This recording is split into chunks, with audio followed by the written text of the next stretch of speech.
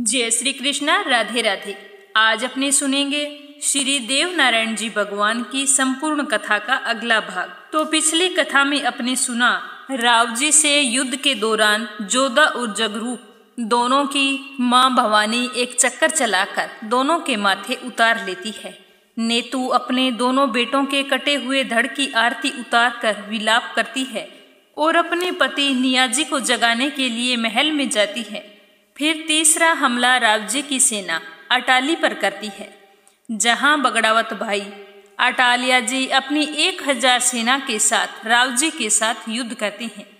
राव जी के छोटे भाई, जिसका नाम अमोद जी होता है, वो युद्ध में मारे जाते हैं। राव जी की सेना से संग्राम करते हुए अटालिया जी और अलोजी भी युद्ध में मारे जाते हैं। तो भवानी उनका सिर काट कर भी अपनी मुंडमाला में धारण कर लेती है। उसके बाद में चौथा हमला राव जी रायला पर करते हैं, जहां सवाई भोज की बेटी दीप कंवर बाई जी राव जी की सेना में मार काट मचा देती है। दीप कंवर बाई मर्दाना वेश में कवच धारण करके राव जी की सेना से घोर संग्राम करती है और फिर उन काफी सेनाओं को अपनी तलवार से काट डालती है। अंत में वह दिया जी और कालू मीर से युद्ध करते हुए मारी जाती है। तो उसका सर काटकर भवानी यानी कि रानी जयमती ने अपने मुंडमाला में धारण कर लिया था। बगड़ावतों के बड़े भाई तेजाजी को जब दीप कंवर की मौत का पता चलता है तो वो भी युद्ध में आ जाते हैं और अपने घोड़े को राव जी की फौज के सामने खड़ा कर देते हैं। दियाजी और कालू मीर की फौज को काट देते हैं। तेजाजी 7 कोस तक राव जी की फौज को काट डालते हैं और अपना भाला राव जी पर फेंकते हैं, पर उस भाले के वार से भवानी राव जी को बचा लेती है और इधर युद्ध भूमि से वापस आकर नेतु जी नियाजी को जगाती है और कहती है कि उठिए, आपके दोनों बेटे घमासान युद्ध में मारे गए हैं। जब नियाजी उठते हैं तो देखते हैं कि उनके महल की छत पर बहुत सारी गिरजें यानी कि चीलें बैठी हुई हैं। तो नियाजी उन चीलों को देखकर पूछते हैं कि कहो, आपका यहाँ आना कैसे हुआ? तो वो चीलें कहती है कि हमें राव जी और बगड़ावतों के युद्ध की खबर 7 समुंदर पार से लगी है। कलयुग के इस महाभारत में हम अपनी भूख मिटाने आई हैं। अगर आप हमारी भूख मिटाने का वचन दो तो हम यहाँ रुकेंगी, नहीं तो वापस चली जाएंगी। तो नियाजी उन चीलों से कहते हैं कि इस युद्ध में मैं बहुत से लोगों के सिर काटूंगा, तुम पेट भरकर खाना, और अगर तुम मेरी बोटियां खाना चाहती हो तो 6 महीनों के बाद आना। मैं 6 महीनों का भारत करूंगा, क्योंकि नियाजी को 6 महीने तक क्या पहले से ही आभास हो जाता था। नियाजी युद्ध में जाने से पहले भगवान से प्रार्थना करते हैं कि हे भगवान, मैं महल में बहुत आराम से रहा और अगले जन्म में भी मुझे इसी देश में भेजना और मुझे भाई भी सवाई भोज जैसा ही देना। फिर नेतु जी नियाजी की आरती उतारती है और युद्ध में जाने के लिए उन्हें तिलक करती है। नेतु जी फिर नियाजी को सवाई भोज से मिलने जाने के लिए कहती है। नियाजी नेतु जी की बात मानकर सवाई भोज से मिलने के लिए जाते हैं। जब दोनों भाई गले मिलते हैं तो दोनों की आंखों में आंसू आ जाते हैं कि अब के बिछड़े ना जाने कब मिलेंगे। नियाजी कहते हैं कि अब हमारा मिलना नहीं होगा। नियाजी फिर रानी जयमती से भी मिलते हैं और एक वर मांगते हैं कि हमारे मरने के बाद हमारा नाम लेने वाला कौन होगा। तो भवानी यानी कि रानी जयमती कहती है, बहरावत का बेटा भूना जी और सवाई भोज के वारिस मेंदू जी पानी देने के लिए रहेंगे।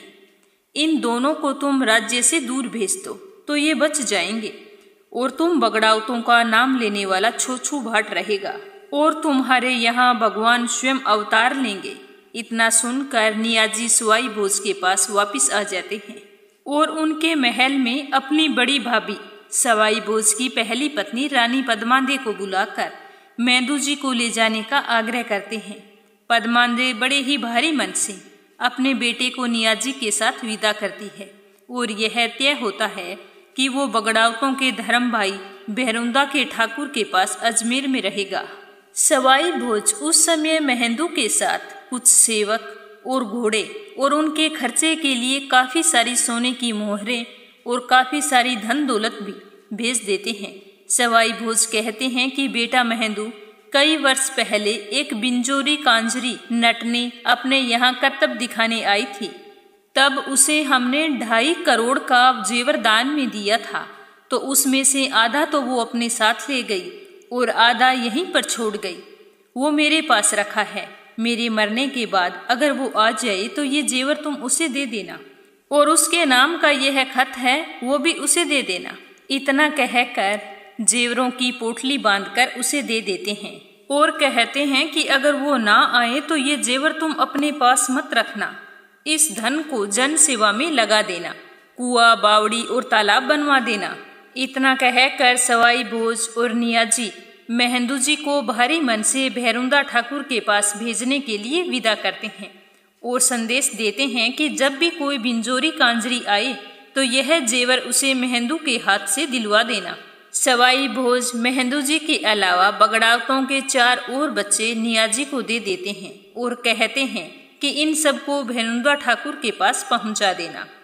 जब रानी जयमती को इसके बारे में पता चलता है तो वो हीरा से कहती है कि नियाजी चोरी करके 4 बच्चों को ले गई हैं, लेकिन मैं किसी को नहीं छोड़ूंगी। इतना कहकर वो अपना चक्कर चलाती है, जिससे मेहंदू जी के अलावा बाकी 4 बच्चे होते हैं उनके शीश काट लेती है और मेहंदू जी भैरुंदा ठाकुर के पास अजमेर चले जाते हैं। यहाँ से फिर नियाजी अपनी रानी नेतू जी को साथ लेकर बाबा रूपनाथ जी के पास गुरु महाराज के दर्शन करने के लिए रुपायली जाते हैं और उनके पांव छूकर कहते हैं कि गुरुजी आज्ञा दो तो युद्ध शुरू करें, बाबा आशीष देओ। नियाजी बाबा रूपनाथ की परिक्रमा लगाकर कहते हैं कि मेरे जैसे चेले तो गुरुदेव आपको बहुत मिल जाएंगे, लेकिन मुझे आप जैसा गुरु फिर नहीं मिलेगा। तो यह सुनकर बाबा रूपनाथ कहते हैं कि बेटा तुम यह क्या कह रहे हो, मेरे जैसे बाबा तो बहुत मिल जाएंगे, मगर मुझे तेरे जैसा चेला नहीं मिलेगा। तो नियाजी कहते हैं कि जब मैं अगला जन्म लूंगा तो मुझे शेर बना देना, ताकि मेरे मरने के बाद आपके बिछाने के लिए मेरी खाल काम आ जावे। तो नेतू जी बाबा से कहती है कि अगले जन्म में अगर मेरे पति को शेर का जन्म मिले तो मुझे शेरनी का जन्म देना, ताकि मैं उसके साथ वन में रहकर उनके दर्शन करती रहूं। बाबा रूपनाथ जी फिर नेतू जी से कहते हैं कि अगर नियाजी का शीश भवानी ले जाए तो तुम इसका खांडा अपने साथ ले जाना और इसके खांडे के साथ ही सती हो जाना। इस तरह बाबा रूपनाथ यह वचन नेतू जी से ले लेते हैं। बाबा रूपनाथ नियाजी को अपनी कुटिया के अंदर ले जाते हैं, उन्हें एक जड़ी बूटी देते हैं और कहते हैं कि इसे अपने साथ युद्ध भूमि पर ले जाओ। नियाजी को जड़ी पकड़ाते हुए रूपनाथ बाबा कहते हैं कि यह एक ऐसी जड़ी है जिसके असर से सिर कटने के बाद भी तुम 80 पहर तक दुश्मनों से लड़ाई कर सकते हो। तुम इसे अपनी जांग पर बांध लो, लेकिन इसकी खबर किसी को मत लगने देना। बाबा रूपनाथ जी नियाजी से कहते हैं कि नियाजी सब पहर का युद्ध करने के बाद सीधा तुम मेरे पास आ जाना। तो नियाजी कहते हैं कि बाबा गुरुदेव, मंदिर से दिन भर लड़ाई के बाद में 7 कोस आपके पास चलकर आना मुमकिन ही नहीं है। तो बाबा रूपनाथ जी कहते हैं कि तेरी बात सही है, मैं ही तेरे साथ चलता हूँ और नेगदिया में ही धूणी रमाऊं। तो इस तरह बाबा रूपनाथ और नियाजी साथ साथ नेगदिया आ जाते हैं। बाबा रूपनाथ नेगदिया गांव के बाहर ही अपनी धूणी लगा लेते हैं।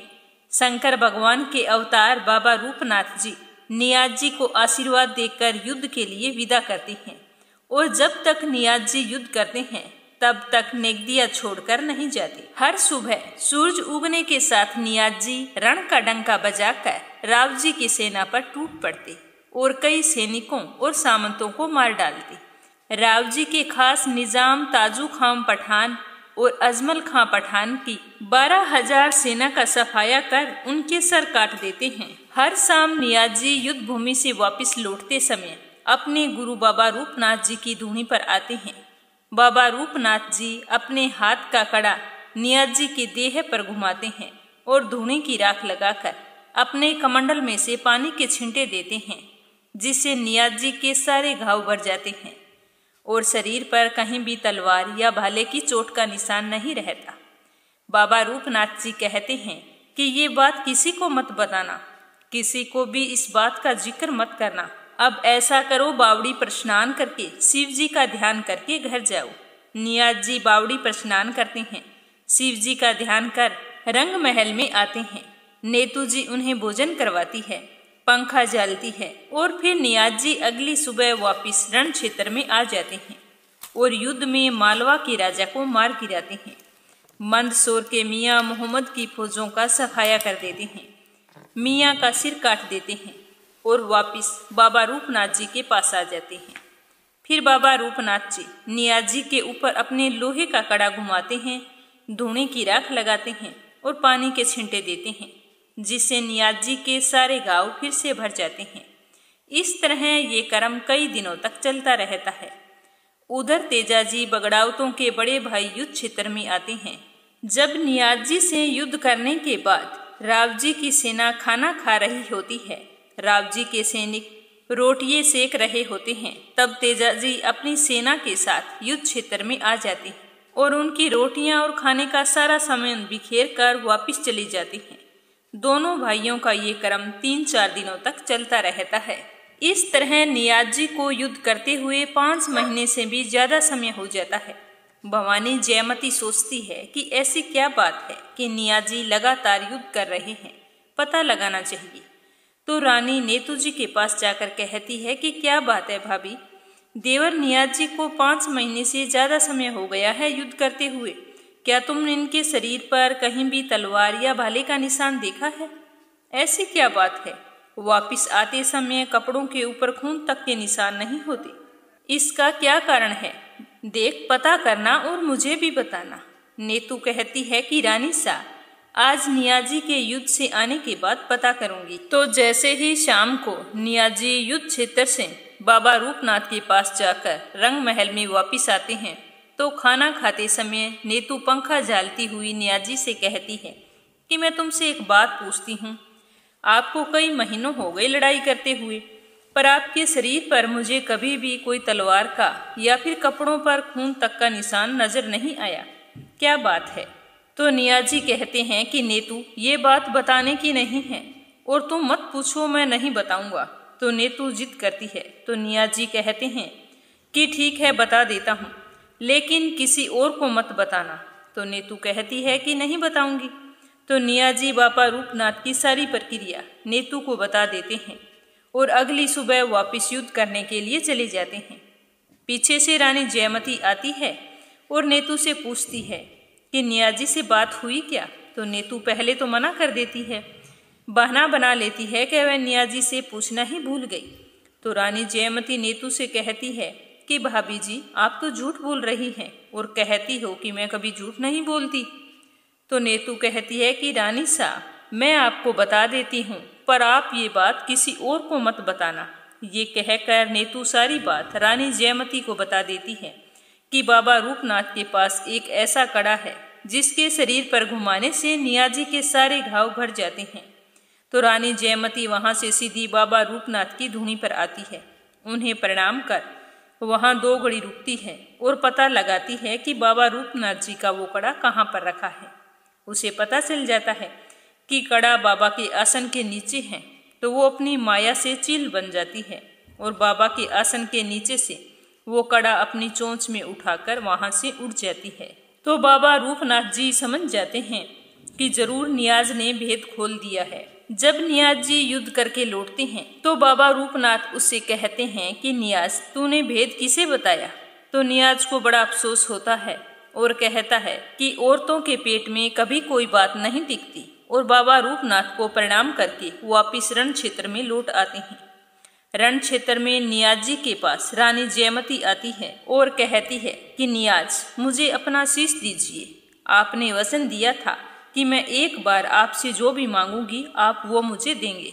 तो नियाज जी अपने हाथ से ही अपना शीश काटकर भवानी के थाल में रख देते हैं और कहते हैं कि भाभी जी मेरा वचन पूरा हो गया। नियाज जी का सिर कटने के बाद भी उनकी छाती में आंखें निकल आती है, नाभि की जगह मुंह बन जाता है और गले के ऊपर कमल का फूल खिल जाता है। सिर कटने के बाद भी नियाज जी अपने दोनों हाथों से हाथियों की पूंछ पकड़कर घुमा घुमा कर फेंक देते हैं, जिसके नीचे दब दब कर कई सैनिकों की मौत हो जाती है। भवानी नियाज जी से कहती है कि आपका माथा कट जाने के बाद भी आप लड़ाई लड़ रहे हैं, और कहती है कि माथा तो है ही नहीं, मैं आपकी आरती करूं तो कैसे करूं और कहाँ तिलक करूं। तो नियाज जी कहते हैं कि माताजी, मैं आपको मान गया हूँ, बस आपने आरती कर ली। भवानी सोचती है कि यह तो इस तरह तो नहीं रुकेगा। तो भवानी मन ही मन सोचने लगी कि यह तो सिर कटने के बाद भी लड़ाई लड़ता जा रहा है, इसीलिए क्यों न मैं इस पर नील का छींटा दे दूं, जो कि अशुभ होता है, जिसका छींटा पड़ते ही नियाज जी खांडा डाल देंगे।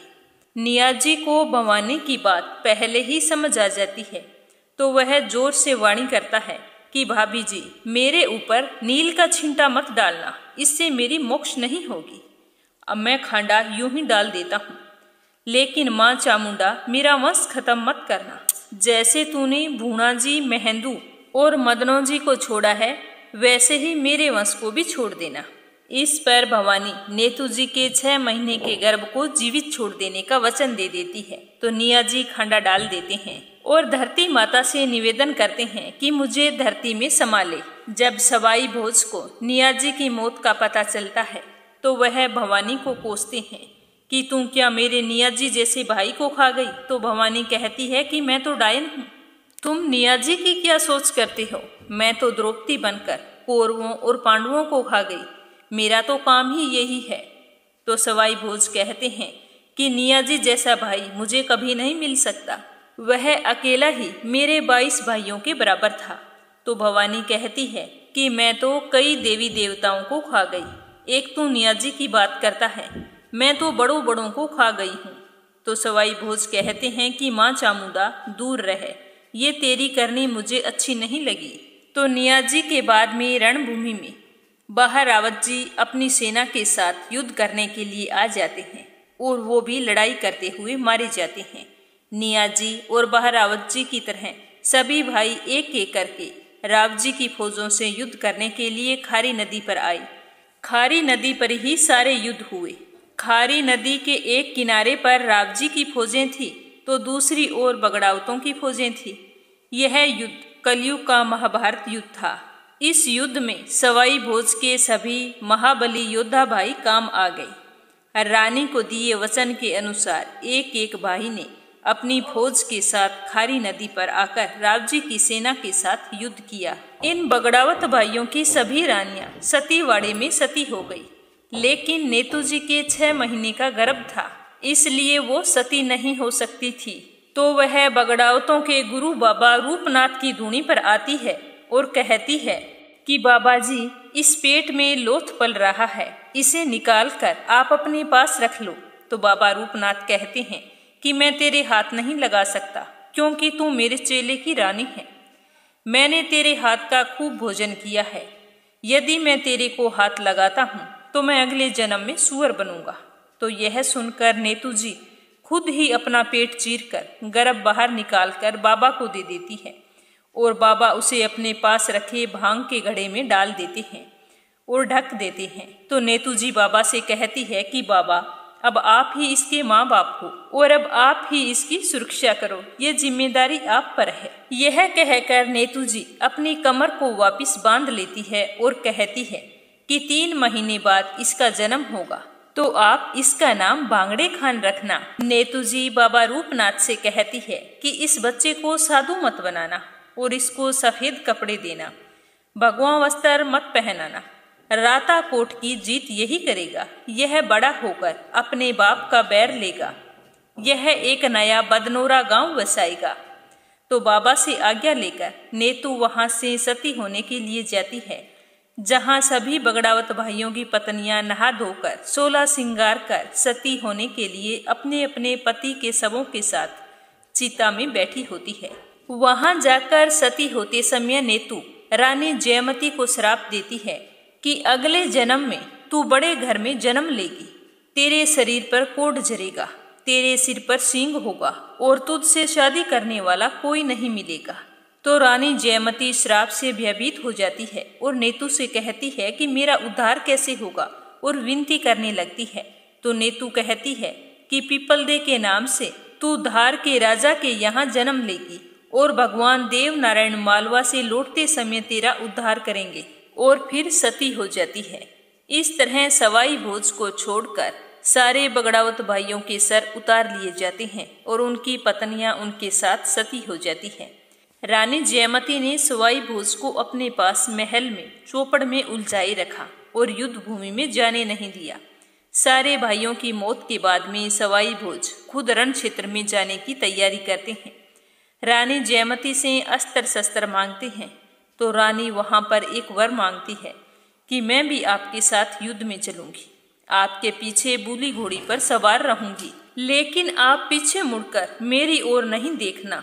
अगर आपने देखा तो मैं आपका सिर उतार लूंगी। यह वचन देने के बाद रानी सवाई भोज को उनके अस्त्र शस्त्र दे देती है।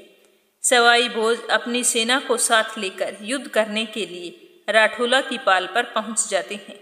राव जी के सामने जाकर उनके ऊपर तलवार से हमला करते हैं। रानी जयमती अपना हाथ आगे कर देती है जिससे उसके हाथों की चूड़ियां कट जाती है। तो सवाई भोज पीछे मुड़कर कहते हैं कि ये क्या करती हो रानी सा, अभी आपका हाथ कट जाता तो रानी कहती है कि लाओ मेरा वचन पूरा करो, आपने वचन दिया था कि पीछे मुड़कर नहीं देखूंगा। इतना सुनते ही सवाई भोज खुद अपना शीश काट कर रानी को दे देते हैं। सवाई भोज की मौत की खबर सुनकर सवाई भोज की दूसरी रानियां भी वहां पर आ जाती है और हाथ जोड़कर खड़ी हो जाती है। मगर पद्मादे जो महदू जी की मां थी, उन्होंने साड़ू माता को हाथ जोड़ने से मना कर दिया। वहीं भवानी 24 भाइयों की मुंडमाला बना रही थी। इधर राव जी कहते हैं कि भाई रानी कहाँ है, रानी के लिए तो युद्ध किया है। राव जी के इतना कहते ही पेड़ पर बैठी भवानी बोलती है कि राजा जी ऊपर देखो। तो राव जी देखकर घबरा जाते हैं। रानी जयमती भवानी का रूप धारण करके गले में मुंडमाला धारण करके 20 भुजाओं युक्त सिंह पर सवार बड़ के पेड़ पर बैठी हुई दिखाई देती है। तो यह रूप देखकर राव जी और नीम देव जी घबरा जाते हैं और रानी जयमती के विराट रूप के दर्शन करके राव जी पछताते हैं कि मैंने ऐसे ही अपने सारे भाइयों को खत्म कर दिया। बगड़ावतों के मरने के बाद उनकी संपत्ति की लूट मच जाती है। कश्मीरी तंबू तो मंदसौर का मियाँ ले जाता है।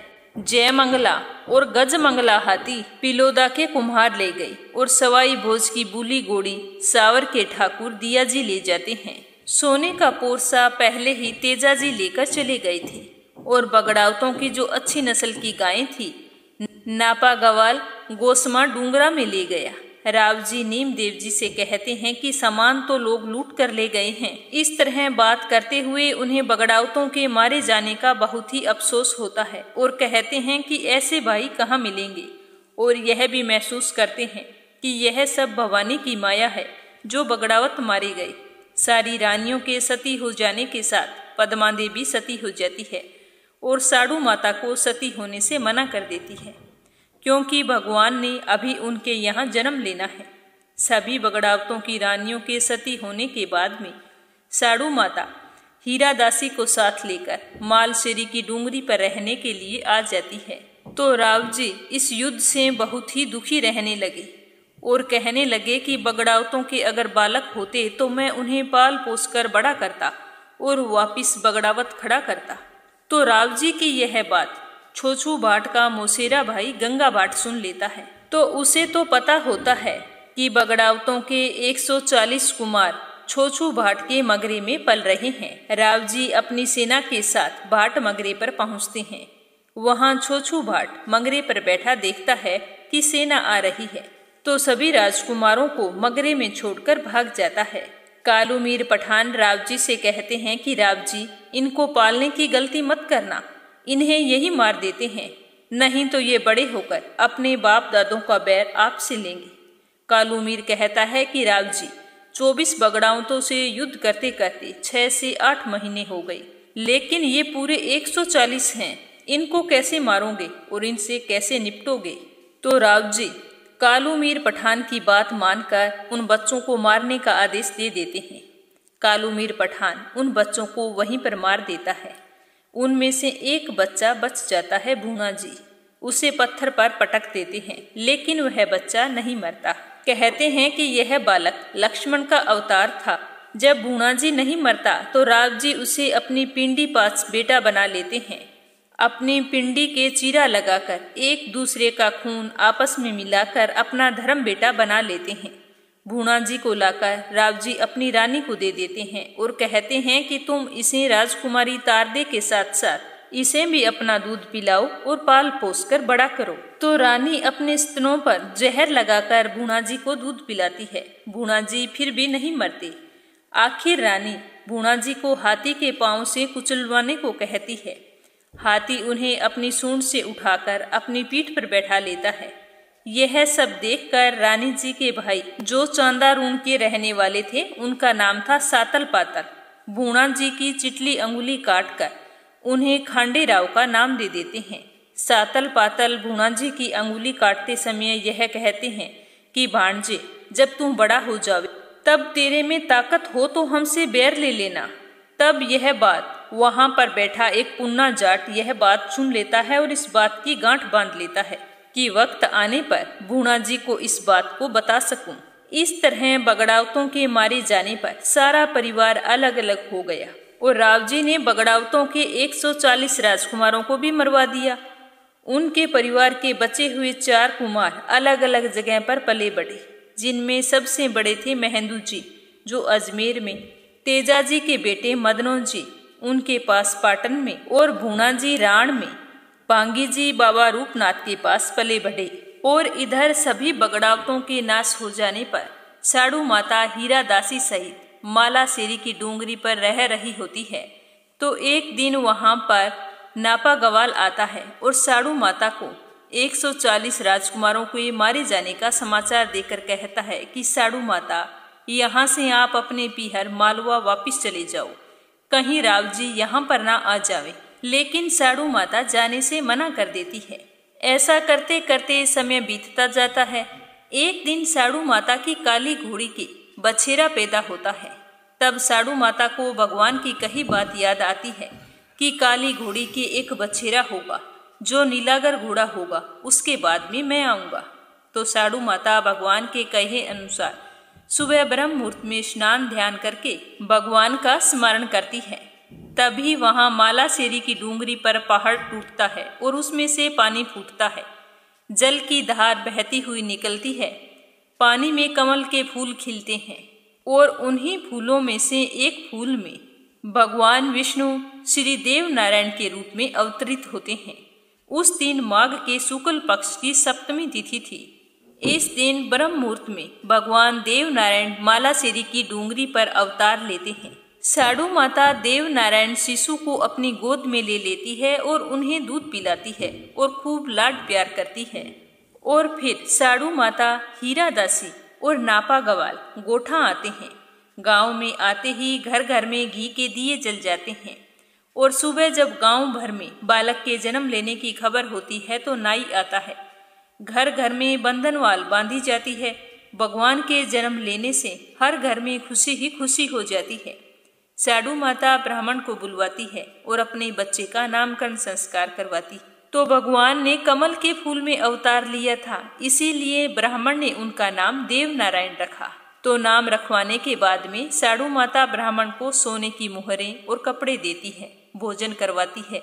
उसके बाद में मंगल गीत गाए जाते हैं। सूर्य पूजन का सारा काम समाप्त होने के बाद में सारी गांव की महिलाएं साड़ू माता को बधाई देने के लिए आती है और गांव भर में सभी लोगों का मुंह मीठा करवाया जाता है कि साड़ू माता की झोली में नारायण ने अवतार लिया है। इस बात का खूब जश्न मनाया जाता है। तो आज हमने श्री देव नारायण जी के जन्म तक की कथा को पूरा कर लिया है। श्रद्धा पूर्वक सुनने के लिए आप सभी का बहुत बहुत धन्यवाद। अगली वीडियो में इससे आगे की कथा को सुनेंगे।